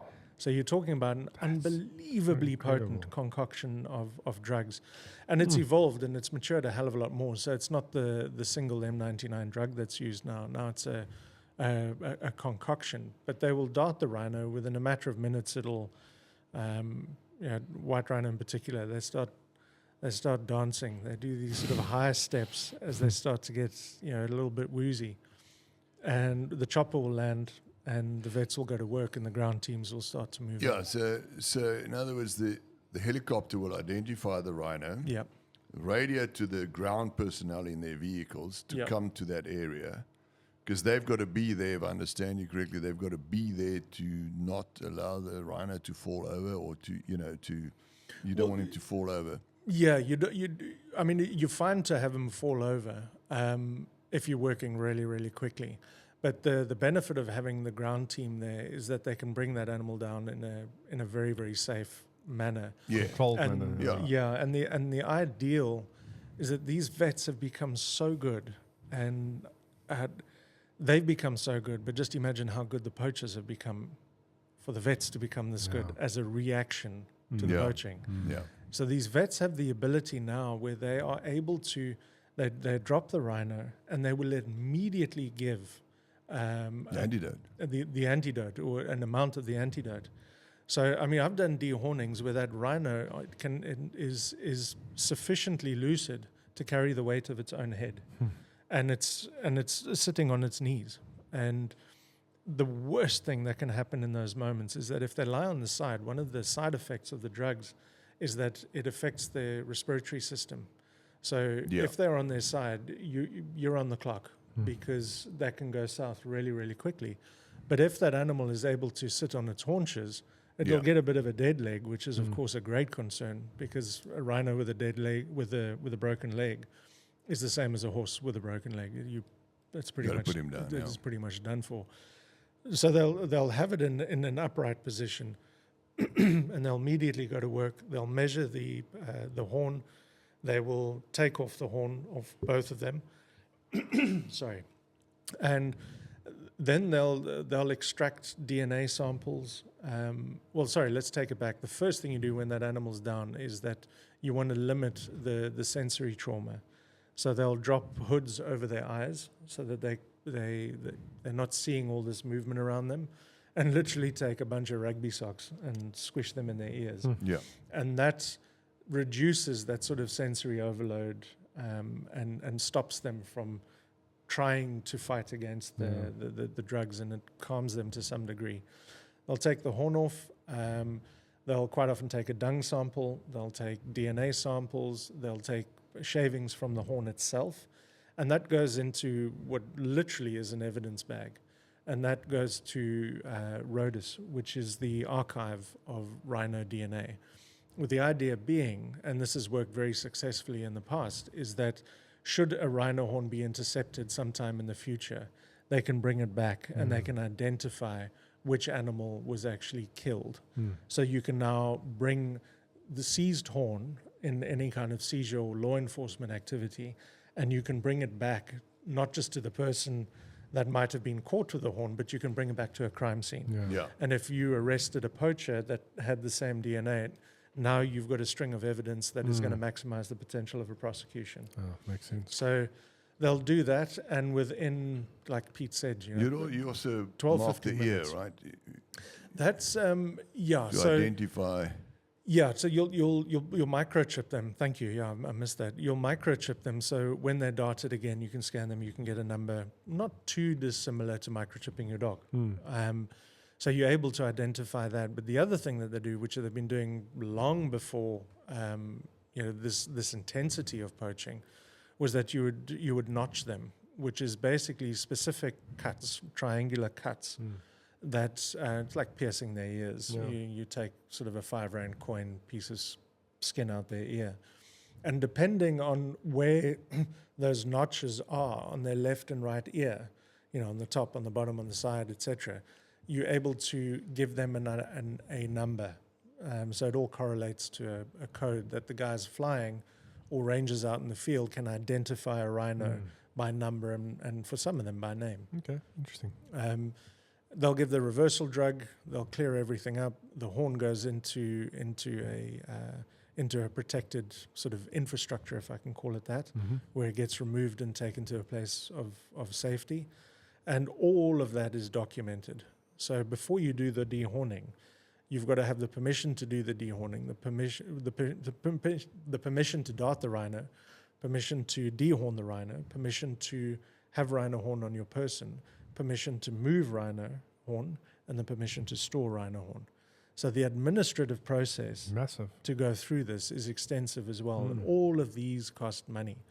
Some of the guys are so good. I mean, I've done dehornings now with some of the state guys where there is no ground crew, and been up with them, and they'll dart 2 rhino, drop down, and it's the chopper pilot, it's the vet and a ranger and whoever might be on board. At that stage, I think it was Shannon and I on that one.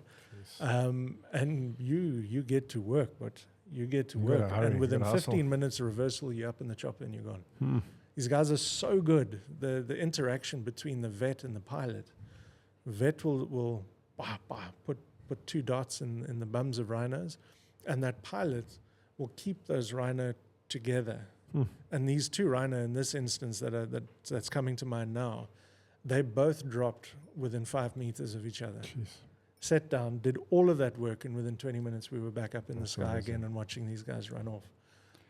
So that's a rhino dehorning process. Yeah. So is this something now that a visitor at one of these really upmarket game lodges can book a rhino dehorning experience to Yeah. help sort of pay for the dehornings? Absolutely. So there are select lodges that have the ability to control their own rhino populations, the privateers. Who's it? And Beyond at Pinde in KwaZulu-Natal. And there are other guys around the country that offer that. But what we're doing as a foundation that we're launching next year as well is that, I mean, Pete, I remember it's, and I actually can't look him in the eyes because I know we're both going to get emotional when we talk about this, but I've never done a dehorning that I haven't cried at, with the exception of one rhino, and that was Munu, because it made sense. Everything else, it's the most despicable violation and intervention on nature that you can possibly feel. We should never, the four of us sitting here, we should never know what it's like to feel a rhino. To feel a rhino's skin. To feel how soft they are behind their ear. To hear the sounds they make. It's a travesty that we've been pushed to this point, that this level of manipulation and intervention in nature's way is now The only way to an do. acceptable conservation practice. And it is. It's controversial, and there's a lot of people fight against it. But you see these rhino get up, and there's one that comes to mind. This rhino called Rodney had one of the most biggest and most beautiful massive, horns I've ever seen. I mean, we cut off 10 kilograms. Wow. And it's this horn. The horn was, what we cut off was 34 inches. Yeah. 34 inches, this horn. Incredible. And you see this 2-ton animal, this 2,000 kilogram animal get up, and it's flicking its head around. It's 10 kilograms lighter. It's like what you notice is something's different. And then it sniffs the shavings on the ground. And I know this is projecting. I know this that you know there's always a risk in conservation that you over anthropomorphize an animal. But I mean, vets are in tears. The pilots are in tears. And you sit there and you look at this animal, and he looks at you. Like, And what he's did you like, do? What are you doing? What have you done to me? And yeah, there is an acceptable level of projected guilt in that moment, because we have, you know, and the sad thing is that we've screwed with rhinos as humans. We've screwed with them so much that to protect them, we've got to screw with them again. Again, just to try and fix it. It's heartbreaking stuff. But I do take, I mean, it's a thin blanket on a cold night, but I do take some comfort in the fact that I would rather have a slightly confused rhino that doesn't have his horn, that will grow back, that a poacher might leave alone. To one that doesn't exist anymore. Exactly. Or one we lose. Exactly, yeah. So you should almost encourage people who book safaris, you know, at these lodges, to first of all to experience a dehorning of a rhino. It is a life-changing event. Yeah. I mean, the one that I went through, the first one was It's one hard. of the most emotional moments. It's a life-changing event. But now to help the guys to, you know, to dehorn their rhinos with the expenses. So when overseas tourists that come to visit our lodges, you know, they should know that they can actually request it. Guys, we'd like to have a dehorning experience for $1,500. Yeah, when It's you're roughly spending around there. $3,000 You're a spending night per person, $3,000 it's a night nothing. per person. It's nothing.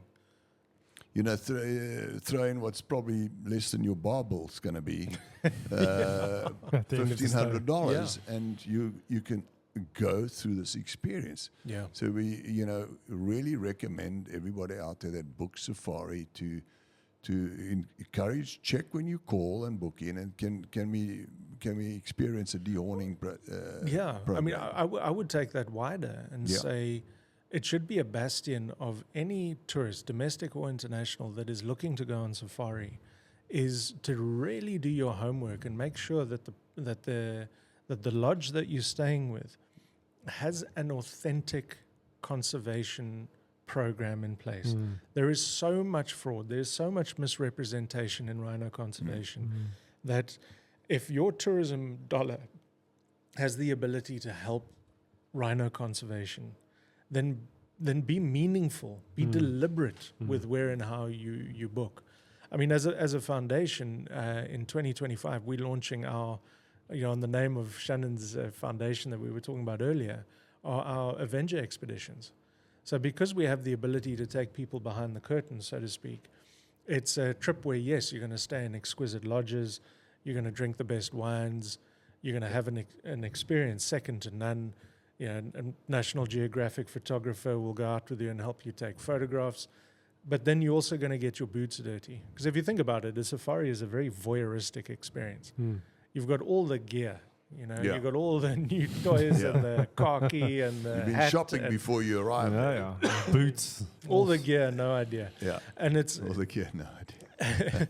and you know, the most dirt you'll see is getting from the game viewer to walk back into the lodge, into your room. So what we're saying is that there are so many people out there that have been to Africa, and there's a saying in Africa that says, you know, you come to Africa for the animals, but you come back for the people. And you're seeing more and more people that are coming back and seeing the linkages between the decimation of Africa's wilderness and our ability to uplift rural communities and ultimately lift the economy of Africa. So with these packages, you know, you have these amazing experiences, but then during the day you get out of the vehicle and you get your hands dirty. You know, you'll be in the choppers with the vets. You will collar an elephant. You will dehorn a rhino. You'll relocate a lion. You know, you will participate so that your holiday has a legacy in its own right. You know, and that's something that we really Something believe special. with as a foundation. That's something very is special. it's your foundation. You know, if people donate to our foundation, for example, it's not that you're funding our legacy. It's that you are entrusting us to deliver your legacy. You know, it's I've never met an elephant with a visa. You know, Exactly. it's only humans make up these bullshit ideas of borders.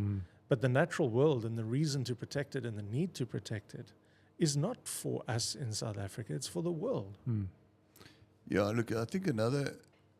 Sorry, clearly I'm not passionate about this at all. So, I mean, fundraising and getting donors in South Africa has traditionally always been a problem. Yeah.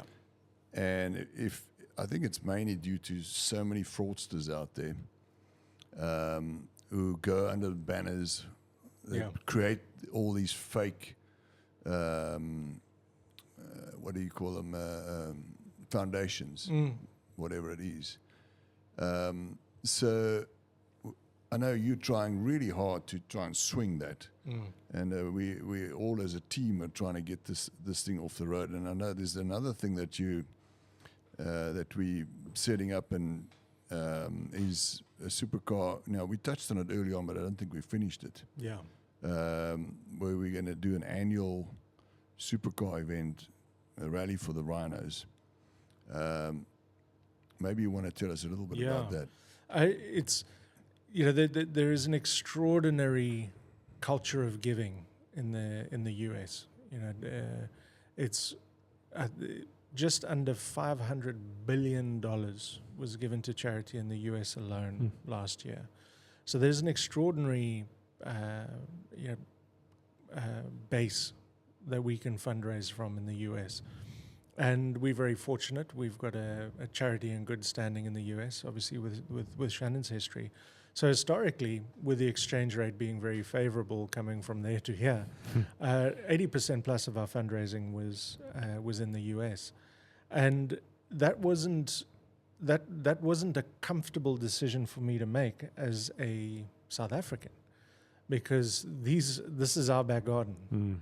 And to try and rally support in South Africa is hard. And as you rightly say, Pete, there are so many dodgy organizations that misrepresent conservation to the point that I think that there is donor fatigue. You know, South Africa is just lambasted with image after image of buggered rhino and donate. But you can only donate to a problem. You have to invest in a solution. And if you're going to talk about investment, there's investor relations. So you've got to be able to create a dialogue with people that you are accepting investment from and saying, right, this is what we need, this is what we're going to do to fix the problem. It's not about, donate to us as some, you know, sort of dead-end contribution. Yeah. But how do we maintain a conversation with people? So we're allergic to like gala dinners, black tie. I mean, you guys know me. This is as close as I get to a street. So we don't like that, because you're just going to get people shit-faced enough on cheap donated red wine to get them to buy, you know, a rugby ball autographed by Francois Pienaar, and they wake up the next morning with donor's remorse going, what the hell have I done? What happened last night? Yeah, what the hell happened last night? But there isn't any interaction. There isn't anything that brings people into our world. And that's because of the time you have with these people. So in the US, we were talking earlier about the poker event. Now, we know you sit at a poker table, you're there for the next 6-7 hours. So you have the chance to... audience there, Exactly. You can have discussions with people. The conversations can permeate and mature. So it's a really valuable space. This is what you're going to be doing now with the supercar, right? That's it. So what we looked at in South Africa was where are philanthropically minded South Africans who have the means and the privilege of being able to contribute, and how can we have a discussion of value, and how can we create an experience for them that allows us to have an event that we can build on year. And obviously Pete is one of the most celebrated Porsche collectors in the country, I would argue.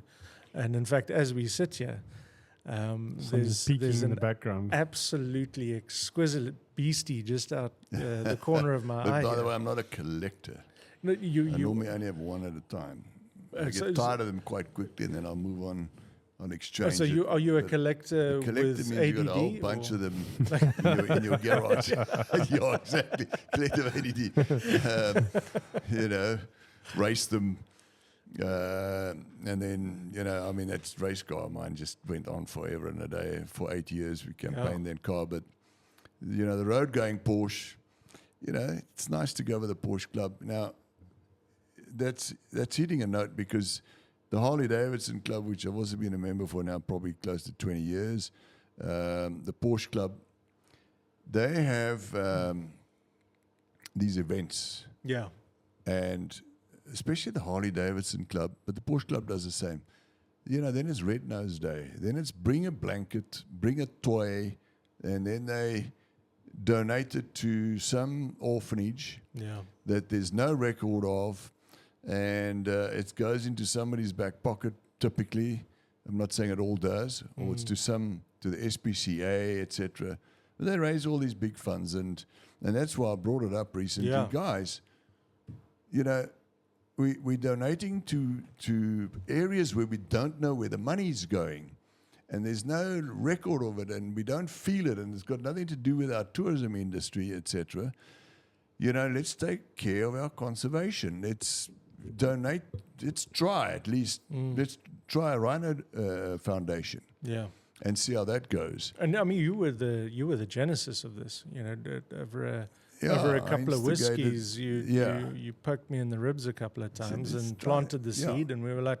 Then I had to tell the chairman of our club, Jonathan Thomas, guys, can we, instead of donating to some teddy bear toy, there's this big container full of teddy bears, who knows where it's going, and why don't we try a Rhino Foundation, an animal foundation, a conservation.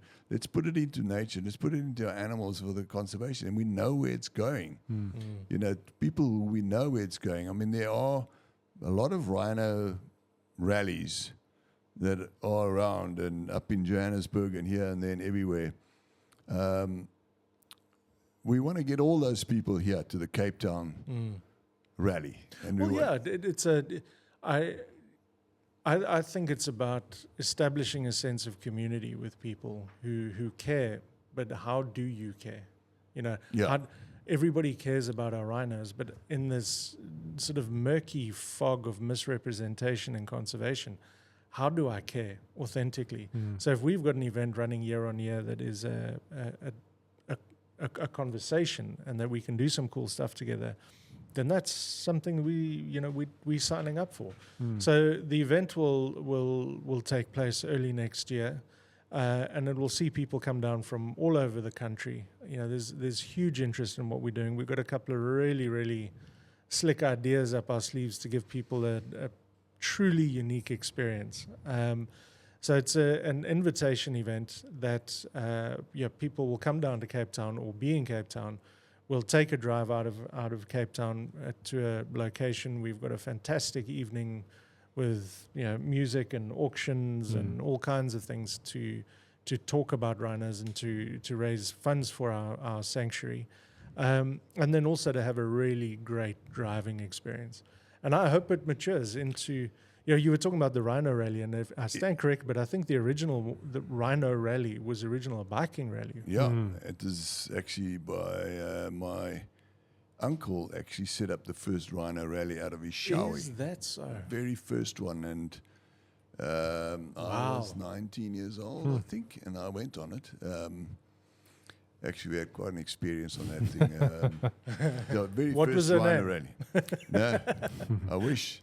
I had a 900cc Kawasaki, one of the first ones. It was a demo model here in South Africa. My friend had a Honda Goldwing, and my other friend John Henry had a Honda 750. Off we go to a Spuy from Sassel, because I was still working for Sasselberg there in the single quarters.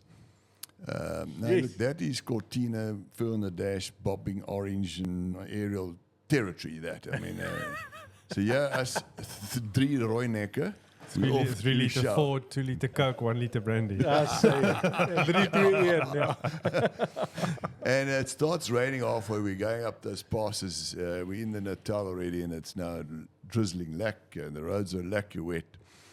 And I start falling back. The guys are going. John was in front, and Mike was behind in his Honda Goldwing.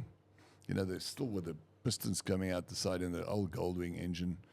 And I was with my Kawasaki, dropped handles, just look over the speedo. And so I dropped further and further back because the roads are wet and slippery. And anyway, we're going up the hill, and I'm now far back. I'm just sort of see the bit of spray. And I come over the hill, and I see Mike. His bike is sideways now, and he's sitting on his bike. So he's skidding on the side. So what had happened is John got over the hill, and there was a car up there, and he touched his front brakes and lost his front wheel and went off the side. The bike, tent and all the shit that was on it, this bike spun like this up into the air because it obviously dug into the mud as it went off the road. And him and the bike went down the side of the mountain. And Mike came over, and he was a bit close, and he touched his brakes, and his bike went sideways, but he skidded in a straight line. Lucky for him. On the cylinder on the side, and he's now sitting on top of the bike, on its side, skidding along, and it eventually stopped just on the side of the road. Anyway, I saw it in time, and I just pulled off the road. And now, are you okay? No, Mike's fine. I mean, his bike's all perfect. He's just grazed on the one side. Now we look over the side of the mountain, and it's like grassy, bumpy rocks, but lots of this long grass, but it's wet. So the bike had tumbled down, I'm not joking, probably 100 meters down there. And down about halfway down there, we see John lying, just motionless. So we slide, bum, bum, down into the, on our backsides to get to him. And I got to him, and he was motionless. And I opened up his visor, and he opened his eyes. He said, "Is my bike okay?" That's what normally does. Words that came out of his mouth. That's what normally does. Is my bike okay? And I looked over there, and I just saw a trash heap and parts everywhere, and tent and bits. Like, no, it's fine, bud. So it's fine, but the bike is perfect. Let's get you up there. Okay, cool. So needless to say, the two of us, we drag him up there, and he's okay to go up there, and it took us a long time to get up there. Then we stopped somebody, said there's an accident, there's a bike down there. They must get a tow vehicle. We waited for the tow vehicle. They threw it on the back of a bucky, all the pieces. They put that tow hinge all the way down, hooked the bike up, pulled it up. What's left of it? Yeah, and the bits and pieces. Then, now, John was still okay to continue, but he's now going to go with one of us. So he walks up to the big Goldwing, nice and comfortable bike. Gets on the back with Mike. He gets on, he gets off again. He says, "You've just come off, right?" And he walks to me, and he gets in the back with me, and off we go. So now we got about an hour or so to get to Spuy. Go straight to the house, to my uncle's house. Stop in front of the house. I said, "Get off, bud." He said, "I can't, man. I'm battling." I can't move, man. I said, shit, all right, hold on. The bike understand. I got off the bike. So, when you tumble like that, you stress every muscle. You already been on all the the bike in the adrenaline cold, off the in this charts. frozen position. Now suddenly you're doing the splits and the turns so obviously it was stretched to smithereens, and now he's now frozen on the bike again. He's on the back of the bike, totally frozen up. So it took him a half an hour to walk from the gate to the front door, which is as long as his garage. Yeah, little step for step. So anyway, he spent the rest of the rally in bed, anti-inflammatories and all that sort of stuff, and we had a hell of a rally. That's crazy. But that was the first Rhino rally in South Africa, and it was set up by my Joe Saunders, my uncle. Wow. So Pedigree there, man. a little pedigree there. He actually was the first guy. He qualified and won the South African motorbike championships in 1957. And, there they do half gravel, still with the old bikes. Very unsophisticated racing. So BP Petroleum gave him a sponsorship to go and race in the World Championships in Czechoslovakia. Oh, wow. And so the sponsorship was enough money to put it on a boat, on a ship, him and the ship, and go there. And he said, no, I want to ride there. Jeez. And to get some practice and all that. First guy on a motorbike to ride from Cape to Cairo on a bike. Unreal. Like semi-road bike, they didn't have motocross bikes or anything there. Spare wheel, piled up to the hilt. I've got some black and white pictures here somewhere, actually, That's of incredible. that. I've got him sitting on the back of a Rhino. On a Rhino, somebody had a bet somewhere on the route, sitting on the back, walking around the backyard, sitting on the Rhino. And, he would have parts that would break. And they would have to mold it. He took like one of the spokes out of one of the wheels, hammered it into a little square, and then cut a little part out of it. In a back workshop. The guys get very creative up there in Africa. That's crazy. That's amazing. Yeah, That's always been a dream. That's To do we must do it. We must do it. Yeah. I'd Take love my to Range do it. Rover. There we go. Or the Land Cruiser. Hey? Comfortable. But we'll get there with it. yes. You're just not We'll going to fly get back. We fly back. Yeah. Shoot the vehicle back. Sell it in Cairo. Yeah. But if you think about it, if we get back to this supercar rally, one tire is anything between, I would say, 7 and 15,000 rand for one tire typically on these cars. Now, and they get changed. You go to a track and you're going to have a practice day. You go through a set of tires. It's 100 rand, 100,000 rand. Easily through tires and a little bit here and there. All the guys, if they can just donate 5, 10, or 15,000 rand, it's the price of 2 cans of fuel and some oil and a tire. And it's a ranger's salary for a month. And exactly, exactly. And if we can get 50, 60 guys on this rally, you've got some art pieces, Rhino related, and to auction on this event. Putting up some photography as well. And some of your Shannon and I are photography putting and up so some on. prints. So I really look forward to this event, and I encourage anybody out there with a supercar and wants to have some fun when this thing comes up to come along and come and join us. Yeah, and that, it's the reason why we called it Rally for Rhinos, is that we've got to rally for That's rhinos. exactly that, yeah. It's not a rhino rally that's about us. It's Exactly. no. We, all of us, the supercar community, corporate South Africa, philanthropic South Africa, we have to come together.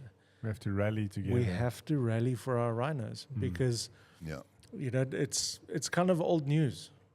And this is when we need to double down. This is when we need to problem do is more. persisting. Yeah. Oh my gosh, is it persisting? Yeah, it really, really is. Oh, and you're definitely going to be there. No, without a doubt.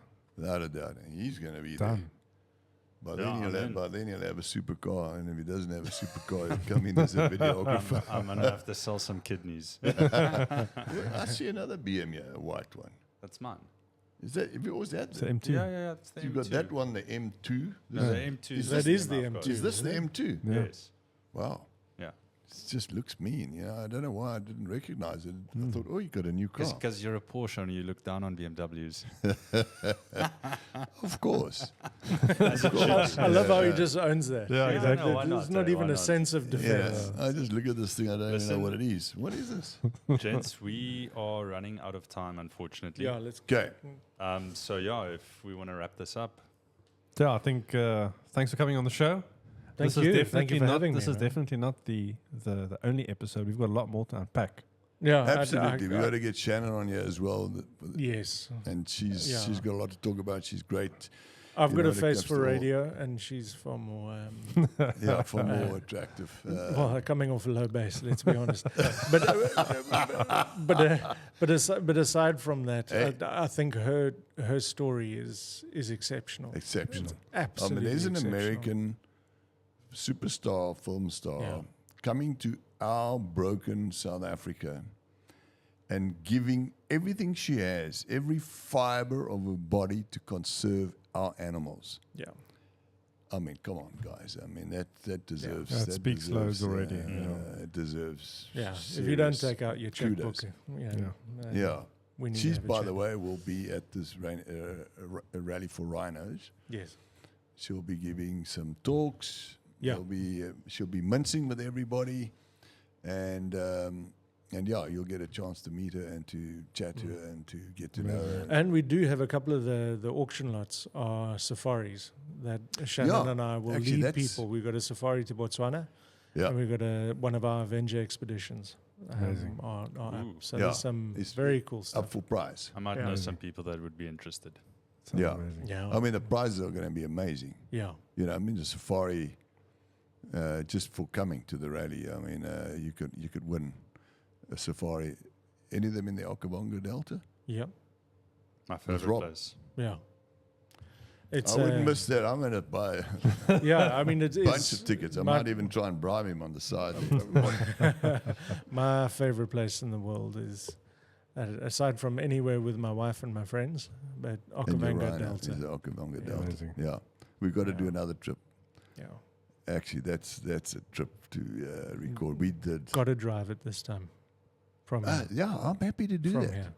Mm. And We then go- we'll see how far your we Range go- Rover and your Cruiser goes. We go I'll come chase Brugdisveld, we you go guys do on my Skeleton Fortuner. Coast, Yes. and then we go up Damaraland, Kouakaveld, down through Caprivi, and we Yeah. come down the top. We do That's one we're I'm going going to to do. come do it chase you guys in my Fortuner. It's a Yes. Toyota. I mean, you in. that There we go. vehicle will do that without breaking Your a sweat. Gemini, what? No. Oh, Fortuner. you Fortuner. upgraded, yeah. 2.8 GD6 4x4. That's the next a one. magnificent vehicle. That's a good vehicle, yeah. That's a great I vehicle. believe. Yeah. Pair of tackies on there and off you go. Very Yeah, quickly, a bit of I all know- terrain. I Okay. know we're out of time, but we had some guests up at the sanctuary that were flying in to check out the sanctuary. We had, oh my gosh, we were in town for one day, and I look at the weather report beforehand, and I'm like, oh my gosh, and to try and hire a 4x4, a Dinkum 4x4 through Avis that is not a single cab. Yeah, that's is, tough is one. not possible. Mm. So I ended up with a Fortuna 4x2 road tires, and the sanctuary, like I was saying earlier, you know, when it gets Yeah, rain, tough. it is tough. insane. That car made it through the sanctuary, made it through a full site That's inspection amazing. of the sanctuary. On We couldn't highway get up. We tires. couldn't get up north. On It highway. made it. It made it. It made it so much so that when I got back to Avis, they refused to take the car back. No, they were like, we actually can't tell if there's anything wrong with this car because it was covered in about half an inch of mud. But literally from the windows down, you could like slice it off. So what did they do? Did they first clean it? Well, I mean, but no, this is an interesting one because they said to me, no, you've got to sign it back and waive all responsibility. So in other words, if we take it and there's something wrong with it, you're paying You for must it. pay for it. So I'm like, absolutely not. Because I don't know what you're going to do, whether you drive Yeah. out of here Yes. and you bulala into a street pole Yeah. and now all of a sudden I'm problem. liable. under the I'm under dying the to know what signature. they did. No, Did they wash it before? no. In the end, I just said to them, "Look, it's not going to happen. You can sign the vehicle back. You must accept the vehicle back as it stands. I signed it, and if there's any issue, then you can come after me and we can have a chat." But that was about an hour-long conversation to get to that point. Look, I'll be honest. I saw their point. Gents, it's been a pleasure, and thank you so much for Awesome, having me. guys. To all the people tuning in to listen to our podcast, thanks very much. Don't Smash forget to that- subscribe. Yeah, smash the like button, hit the subscribe, and stay tuned for more to come.